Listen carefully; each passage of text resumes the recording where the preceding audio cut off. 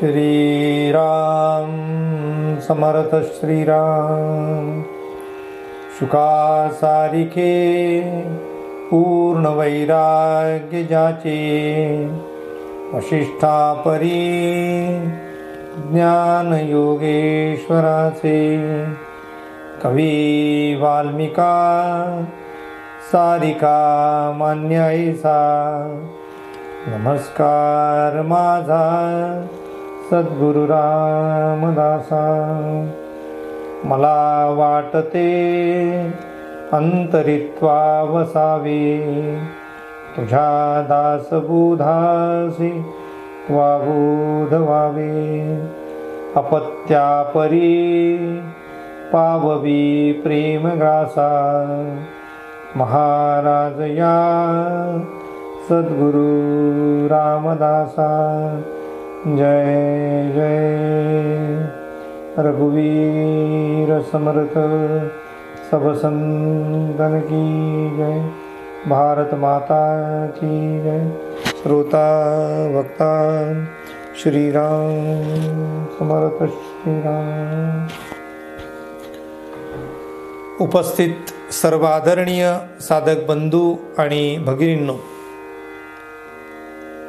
निरूपणासाठी सर्वांचे हार्दिक स्वागत। दशक 8 समास 7 हा श्री समर्थांचा बोध आम्ही ऐकत आहात। दशक 8 मध्ये समास 7 मध्ये श्री समर्थांनी उभी क्रमांक 24 च्या पुढील भाग आज आपण पाहणार आहोत। मागील निरूपणामध्ये 84 लक्ष जीवयोनी फेरा फिरून माणसाला हा अमूल्य असा नरदेह प्राप्त झाला आहे, हे मानवाने कधीही विसरू नये। सगळ्या योनींमध्ये मानवाचा देह सर्वश्रेष्ठ मानलेला आहे। तुम्ही याचे उत्तर विचाराल की त्याला श्रेष्ठ का म्हटलं आहे। काही लोक म्हणतील की मानवाला बोलता येते म्हणून तो सर्वश्रेष्ठ आहे, म्हणजे त्याला वाणी आहे म्हणून सर्वश्रेष्ठ आहे, त्याला विचारशक्ती आहे म्हणून श्रेष्ठ आहे, कोणी म्हणेल त्याला बुद्धी आहे म्हणून श्रेष्ठ आहे, कोणी त्याला स्वतःचा फायदा तोटा त्याला कळतो म्हणून सर्वात महत्त्वाचा आहे, श्रेष्ठ आहे, असे नानाविध उत्तरं त्यातून निघतील। पण या सर्व उत्तरांमध्ये सर्वात महत्त्वाची गोष्ट की नरदेहामध्येच माणसाला स्वतःला मुक्त करून घेता येते। मुक्तीचं सामर्थ्य फक्त नरदेहाला आहे, म्हणून नरदेह धन्य म्हणावा। परंतु ती खरी धन्यता तेव्हा त्या नराला प्राप्त होईल की जेव्हा नरदेह प्राप्त झाल्यानंतर त्याच्यामध्ये मुमुक्षत्व येईल आणि मुमुक्षत्वानंतर त्याला संत संगती लाभून तो जीवनमुक्त होईल। म्हणून मनुष्यत्वम मुमुक्षत्वम महापुरुष संश्रयः असं प्रसिद्ध वचन आहे।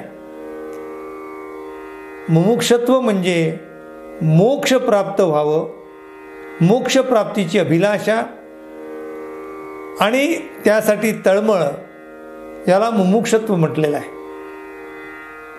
म्हणून श्री समर्थांनी ओवी क्रमांक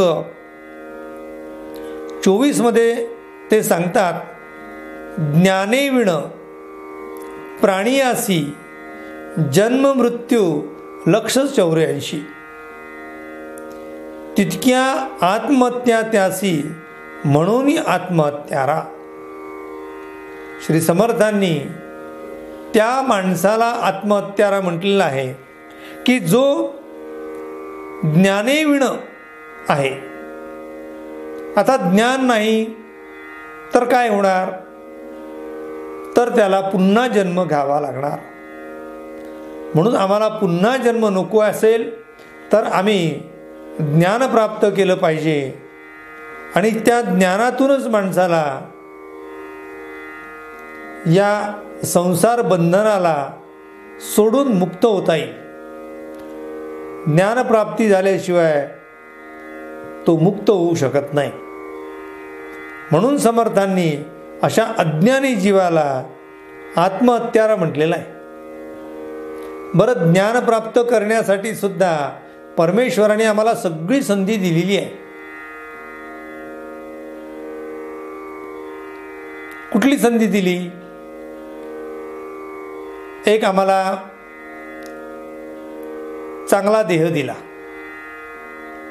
सगळी सुविधा दिली, खाणं पिणं राहणं, आपली काळजी घेणं, आपली चौकशी करणारे, आपल्या मनाला जपणारे, आपल्यावर प्रेम करणारे असे सगळे लोक आमच्या आजूबाजूला मिळाले. अशा प्रकारची अनुकूलता ती मानवाला आहे, इतर प्राण्यांना नाही आहे. उलट त्यांना त्यांच्या उदरासाठी किंवा उदरभरणासाठी त्यांना सकाळपासून तर संध्याकाळपर्यंत आणि रात्रीपासून तर सकाळपर्यंत वनवन हिंडावं लागतं. तरी देखील त्यांचं पोट भरेल की नाही हा प्रश्न आहे. म्हणून समर्थ म्हणतात, नर देही ज्ञाने विण कदा न चुके जन्म मरण भोगणे लागे दारुण नाना नीच योनी श्रीराम.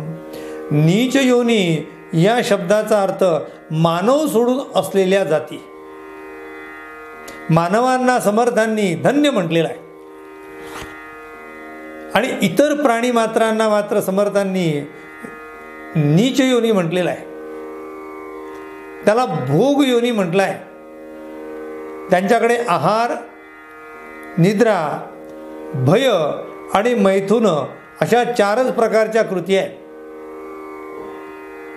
मानवालाही त्या सुटल्या नाहीत, परंतु सामान्य एतत् पशुभी नराणाम पुढे वचन लावलेलं आहे. सामान्यतः हे पशूंसाठी लागू आहे. मानवाला या गोष्टी जरी लागू असल्या तरी सुद्धा तो त्याची प्रगती करू शकतो, त्याच्या उन्नतीचा त्याला मार्ग सापडू शकतो, संतांची संगती त्याला लाभू शकते. परमेश्वराने भाषा दिली असल्यामुळे त्याला लिहिता वाचता आणि चांगलं ऐकता आल्यामुळे त्याला चांगल्या गोष्टी स्वीकारता येतात, आपल्यामध्ये असलेले दुर्गुण त्याला काढता येतात. म्हणून नरदेह धन्य आहे. पण नरदेहामध्ये येऊन सुद्धा जे याचा विचार करत नाही,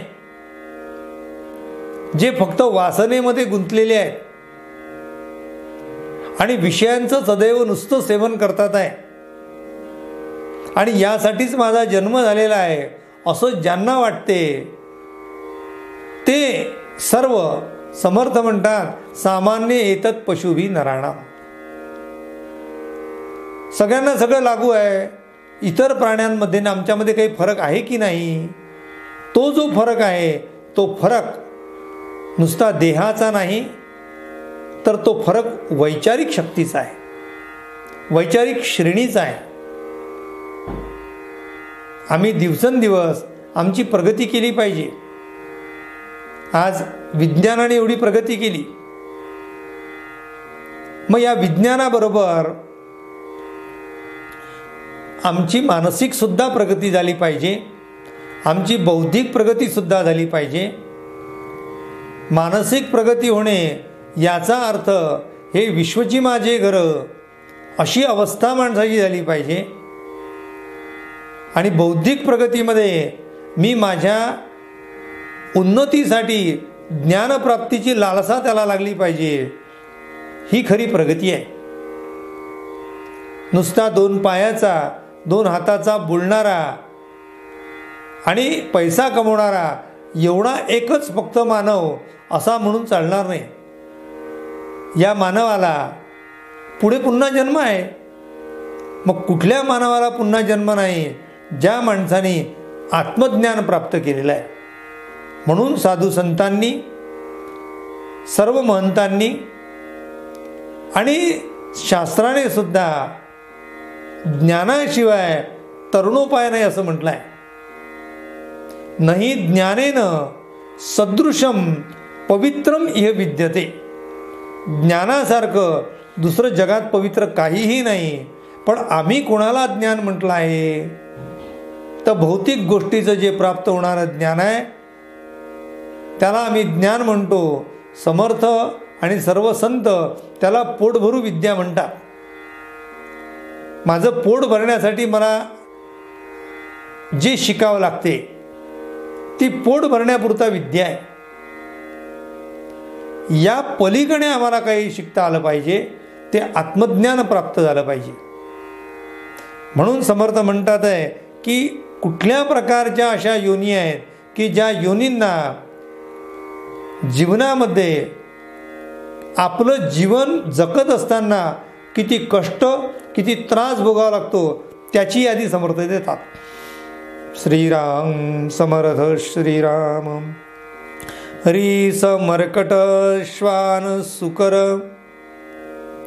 अश्व ऋषभ मैसाखर काक कुरकुट जंबुक मार्जर सरडा बेडूक मक्षिका. श्रीराम नमुना म्हणून, उदाहरण म्हणून समर्थांनी काही इथे योनींचा उल्लेख केला आहे. जसा रीस आहे ज्याला आम्ही अस्वल म्हणतो, मर्कट म्हणजे माकड आहे, श्वान म्हणजे कुत्रा आहे, सुकर म्हणजे डुक्कर आहे, अश्व म्हणजे घोडा आहे, ऋषभ म्हणजे बैल आहे, म्हैस आहे, खरं आहे म्हणजे गाढव आहे, काक म्हणजे कावळा आहे, कुक्कट म्हणजे कोंबडा आहे आणि जंबूक म्हणजे कोल्हा आणि मार्जर म्हणजे मांजर, सरड म्हणजे सरडा, बेडूक आणि मक्षिका म्हणजे माशी. अशा प्रकारच्या ज्या शूद्र योनी आहेत, या योनीमध्ये जन्म ज्यांचा झाला त्या प्राण्यांना किती त्रास आहे पहा बरं. साधं तुम्ही माकडाचं उदाहरण घ्या. आपण म्हणतो माकडाचं घर झाडावरती. माझ्याकडे आंब्याचं झाड आहे. त्या आंब्याच्या झाडावर दिवस रात्र माकडं नाचत असतात. उन्हाळ्यामध्ये तर विचारू नका. पाणी पिण्याच्या निमित्ताने त्यांना या घराहून त्या घरावर, त्या घराहून त्या घरावर उड्या मारावं लागते. त्यांना पाणी मिळत नाही आहे. ते अक्षरशः टाकीच्या वर ठेवलेलं झाकण आहे ते हाताने बाहेर काढतात आणि त्याच्यामध्ये जाऊन पाणी पितात. त्यांची पिलं पाण्याशिवाय तडफडून मरतात.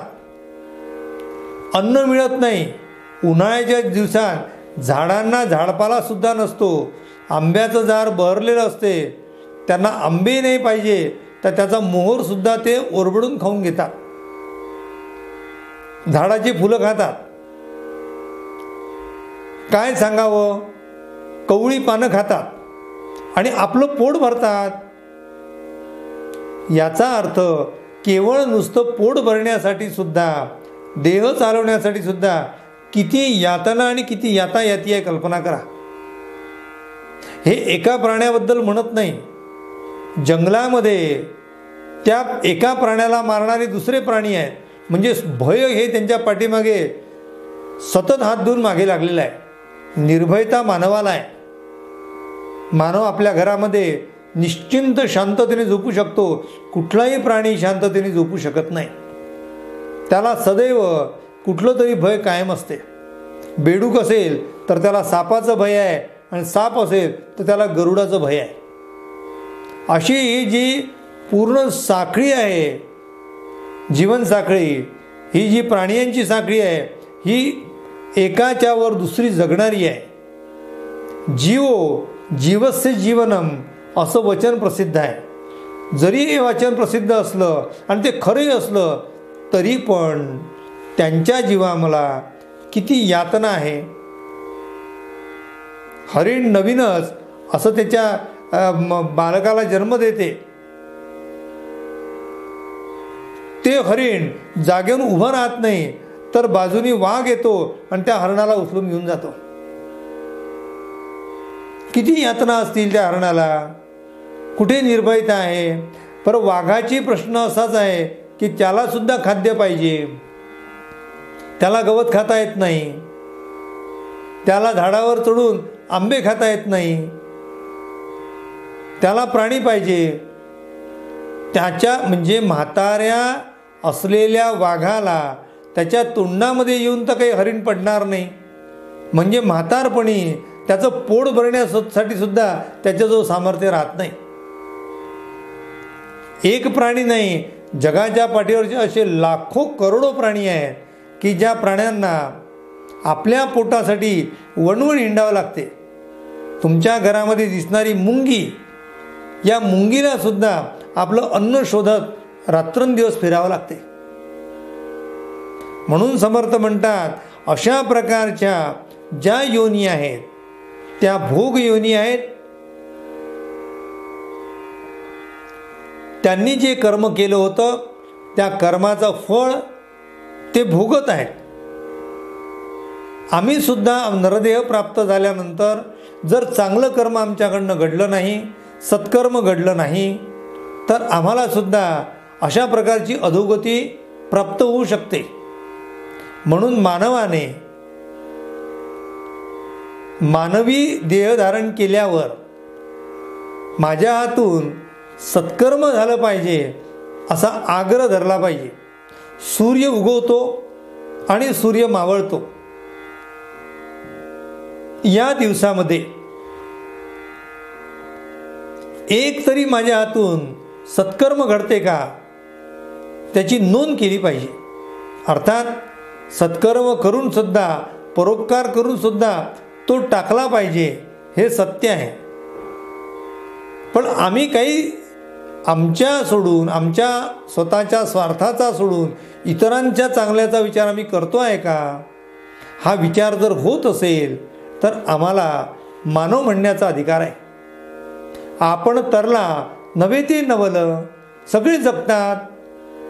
आत्मार्थम जीवल लोकेस्मिन कोण जीवती मानवा, परम परोपकारार्थ यो जीवती सजीवती.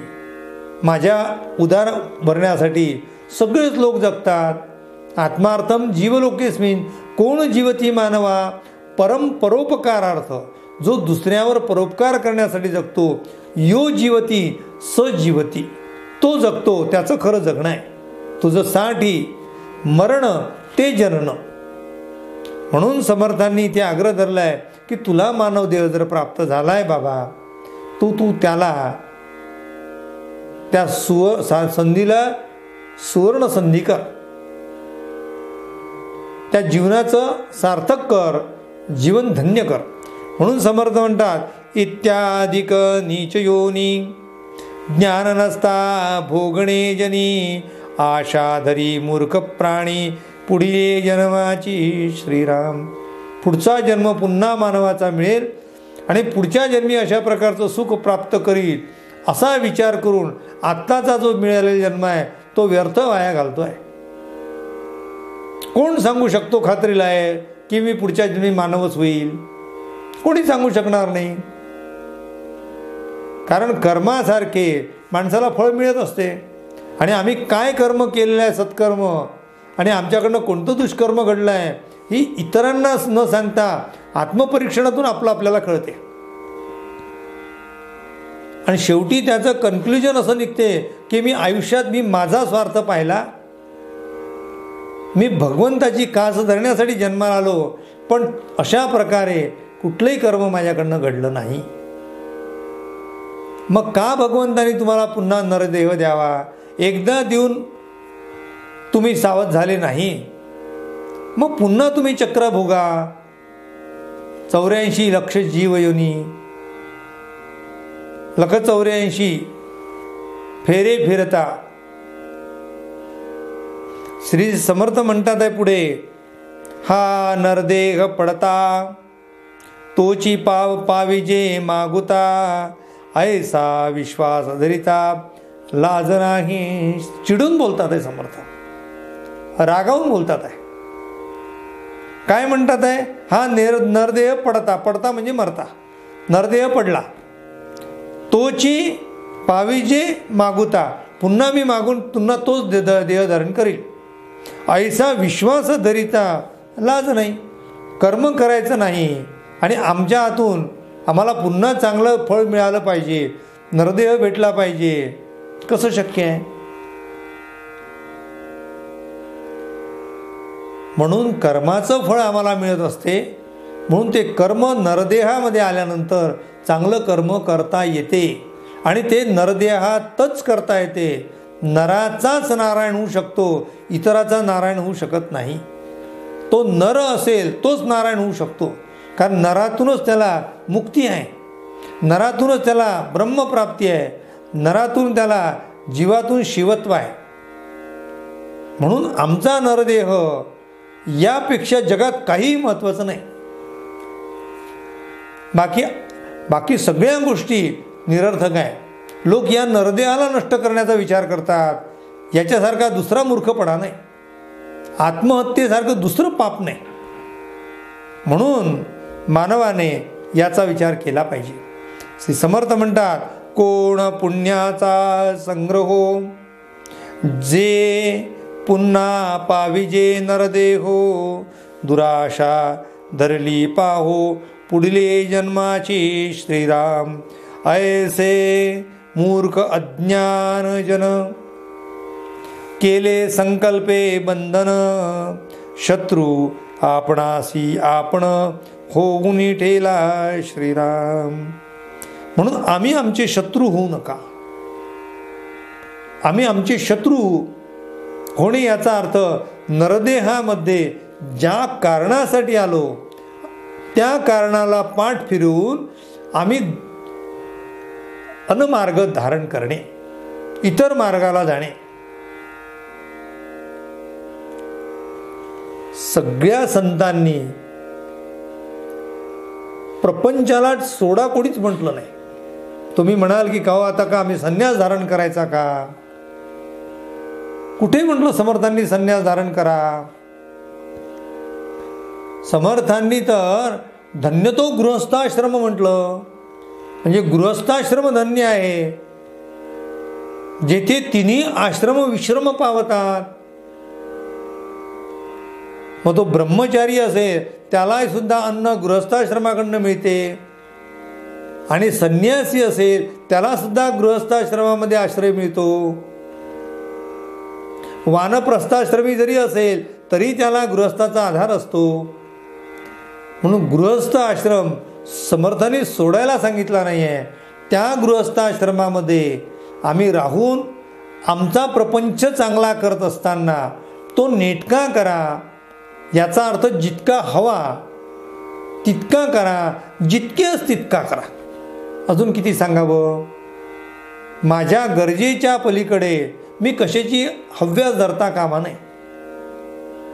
आणि जर मला सगळ्या गरजा माझ्या पूर्ण झाल्या असतील, अर्थात मुळात आमच्या गरजाच मर्यादित ठेवाव्या. म्हणजे रोटी, कपडा और मकान या मूलभूत गरजा आहेत. अन्न, वस्त्र आणि निवारा या मूलभूत गरजा आहेत. या मूलभूत गरजा जर आमच्या भरलेल्या असतील पूर्ण, ते यानंतर तुमची काय अभिलाषा हो, यानंतर तुमची काय कृती, यानंतर कृती. आता उरलो उपकारापुरता. आता मात्र माझं जीवन आहे ते इतरांना घडवण्यासाठी आहे. आता मी जे करील ते माझ्या आत्मउद्धारासाठी करेल. आता मी माझ्या आत्मचिंतनासाठी करेल. यासाठी जर नरदेह तुम्ही प्राप्त केला, या देहासाठी जर नरदेह खर्च केला, तर तो नरदेह धन्य होईल. तुम्हाला असं निजयोनीमध्ये जन्म घेण्याचं काम पडणार नाही. म्हणून आम्ही आजच जागं झालं पाहिजे. समर्थ म्हणतात आहे की इथे वचन घेतलं आहे समर्थांनी भगवद्गीतेतलं. ते म्हणतात आहे, उद्धरेत आत्मानम आत्मानम अवसादयेत आत्मैवरात्मनो बंधू रात्मैव रिपुरात्मन. श्रीराम. माझा आत्मा म्हणजे माझ्या आत्म्याने माझा उद्धार होणार आहे. उद्धरेत आत्मानम, मी माझा उद्धार करणार आहे. माझ्या जीवनाचा शिल्पकार मी, या शब्दाचा अर्थ असा घ्यावा की मी माझ्या जीवनाला घडवणार आहे. माझ्या जीवनाला उन्नतीच्या मार्गाला मी नेणार आहे. माझ्या जीवनाला उन्नतीच्या मार्गाला न्यायचं की माझ्या जीवाला अधोगतीच्या मार्गाला न्यायचं, हे तुझ्या स्वतःवर अवलंबून आहे. ते कोणावर अवलंबून नाही आहे. म्हणून तू सावध झाला पाहिजे. आज समाजात असलेले नवीन येणारी जी सगळी तरुण पिढी आहे, या तरुण पिढीने ही गोष्ट मात्र आवर्जून स्वतःला सांगितली पाहिजे. आज समाजातील अनेक लोक व्यसनाधीन होतात आहे. स्वतःचं भान नाही आहे. पैसा कमवतात आणि पुढे व्यसनाधीनता बाळगतात. काय त्याचा उपयोग आहे? माझं जीवन यासाठी आहे का रे बाबा? म्हणून भगवद्गीतेमध्ये भगवान कृष्ण म्हणतो, उद्धरेत आत्मानम अवसादयेत. नरेच केला किती नरहीन, अशी अवस्था होते. माणसाला किती हीन करून टाकलेलं आहे. तुला जर मानव देह प्राप्त झालेला आहे तर त्यासारखा अनमोल देह दुसरा नाही आहे. मग त्या देहाचं सार्थक करणे, त्या देहाला धन्य करणे हे आमच्या हातात आहे. तनु त्यागिता कीर्ती मागे उरावी, अशी कुठली कृती आम्ही केली आहे हो की आम्ही तनु टाकल्यानंतर आमची कीर्ती मागे उभी राहील? जर केली नसेल तर आजचा दिवस आहे की आजपासून आम्ही सुरुवात केली पाहिजे. अर्थात कीर्तीसाठी कार्य नाही, तर कार्य आहे म्हणून कीर्ती आहे. म्हणून समर्थ म्हणतात आहे की उद्धरेत आत्मानम अवसादयेत आत्मैव रात्मनम बंधू आत्मैव रिपुरात्मना. रिपू म्हणजे शत्रू. मी माझाच बंधू आहे, मी माझा मित्र आहे आणि मी माझा शत्रू आहे. या जगात कोणी कोणाला सुधरवू शकत नाही आणि कोणी कोणाला बिघडवू शकत नाही. त्याला बिघडायचं असेल तर याला तो स्वतः कारणीभूत आहे. माझ्या आजूबाजूला असलेली मित्रमंडळी जर मला बिघडवण्यासाठी बसलेली असेल किंवा त्यांची गुण जर मला लागत असतील तर आपण त्यांची संगती तत्क्षणी सोडली पाहिजे. हा माझा शत्रू आहे असं समजलं पाहिजे. म्हणजे समवयस्क मित्राकडून मला चांगल्या सवयी लागत असतील तर तो माझा मित्र मानावा. मित्राचा अर्थ काय हो? मित्राचा अर्थ हा आहे की जो आपल्याला सन्मार्गाला नेतो त्याचं नाव मित्र आहे. पार्टी करायला बसणे आणि ईट ड्रिंक अँड बी मेरी करणे यासाठी तो नरदेह नाही आहे. आध्यात्मिक माणूस असो की तो प्रपंच असो, त्या दोघांनी सुद्धा माझा प्रपंच पहिले नीट करता आला पाहिजे. म्हणून तो समर्थांनी आग्रह धरलेला आहे की आधी प्रपंच करावा नेटका. एकदा त्याला नेटका करता आला की परमार्थही सुद्धा त्याला नेटका करता येईल. म्हणून सगळी संपन्नता असावी, धनसंपन्नता असावी, शरीर संपन्नता असावी, बुद्धी संपन्नता असावी, ज्ञानसंपदा असावी, सगळे संपन्नता असावी आणि त्यानंतर ही सगळी संपन्नता प्राप्त करून हे सगळे ईश्वर कृपा आहे असं समजणे याचा अर्थ आध्यात्मिक होणे आहे. म्हणजे एका बाजूला आम्ही स्वतःला समृद्ध करणे आणि दुसऱ्या बाजूला निःश्रेयसाची भूमिका घेणे. म्हणजे उन्नयनाची गरज आहे आणि त्या गोष्टीचा त्याग करण्याची गरज आहे.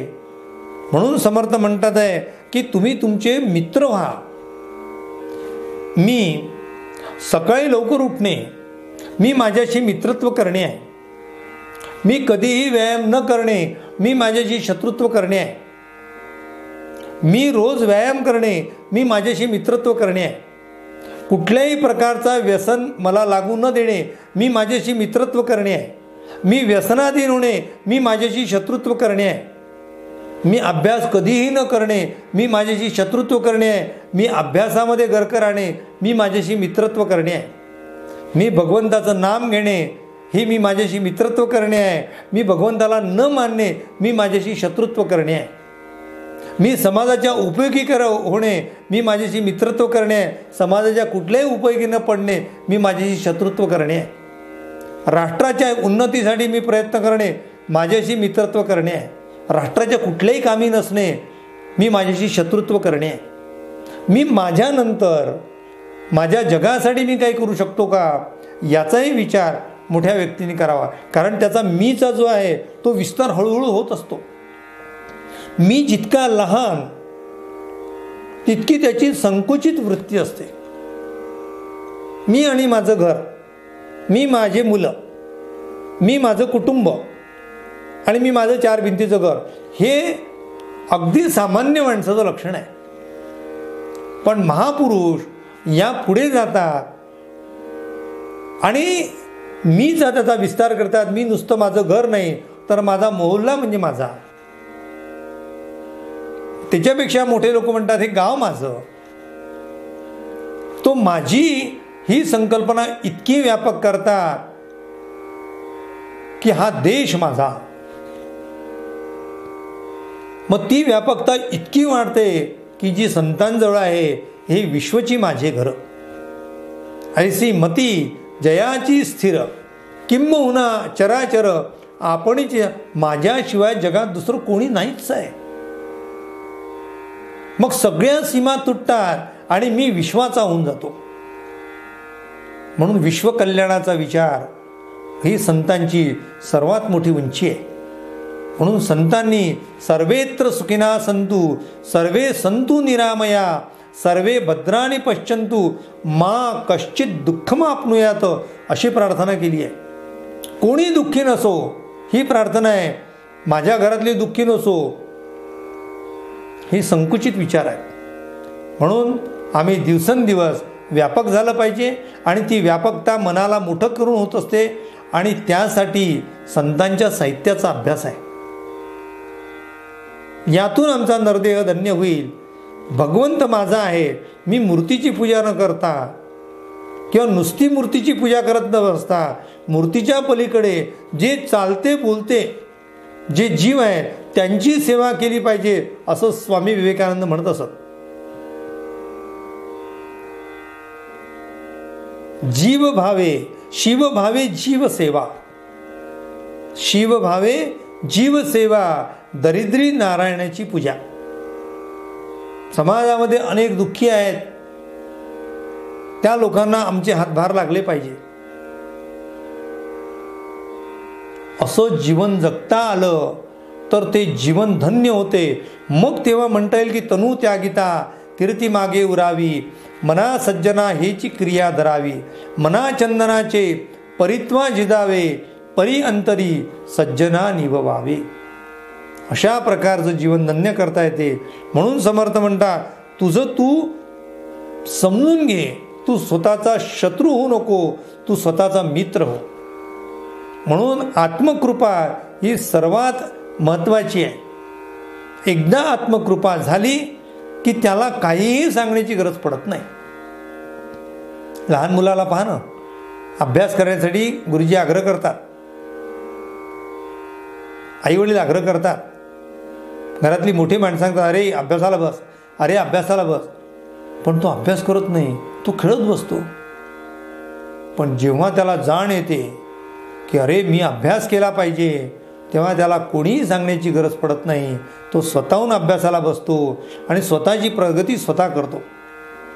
आणि त्यावेळेस जेव्हा जितकी प्रगती होते तेवढी कोणी सांगून कधी प्रगती होत नाही, कारण तोपर्यंत त्याची आत्मकृपा झालेली नसते. एकदा त्याचं त्याला कळायला लागलं म्हणजे आत्मकृपा झाली असते. म्हणून माझ्या ज्या वाईट सवयी आहेत, या सोडणे आणि त्या सोडण्यासाठी बुद्धी प्राप्त होणे याला आत्मकृपा म्हणतात. परमेश्वराला प्रार्थना करावी, हे परमेश्वरा मला आत्मकृपा प्राप्त होऊ दे. एकदा हातात ग्रंथ घेतला, तो ग्रंथ संपेपर्यंत मी सोडणार नाही. तो ग्रंथ संपेपर्यंत मी त्याची उपासना म्हणून तो घेईल, तो स्वीकारेल. इथे आत्मकृपा आहे. म्हणून समर्थ म्हणतात, ऐसे संकल्पाचे बंधन संत संगे तुटे जाण, एकतयाचे लक्षण सांगिजेल श्रीराम. असा संकल्प आहे. आता संकल्प या शब्दाचा अर्थ निश्चय नाही. संकल्प याचा अर्थ विचार, कल्पना. आपण एखाद्या संकल्पामध्ये इतकं गुंतून जातो की मला कोणी बंधनात घातलेलं आहे, तू मुक्त आहे, तू कोणाच्या बंधनात नाही आहे. पण ही गोष्ट कळण्यासाठी कशाची गरज आहे, तर साधूंच्या संतांच्या संगतीची गरज आहे. ते संत संगतीने कळते.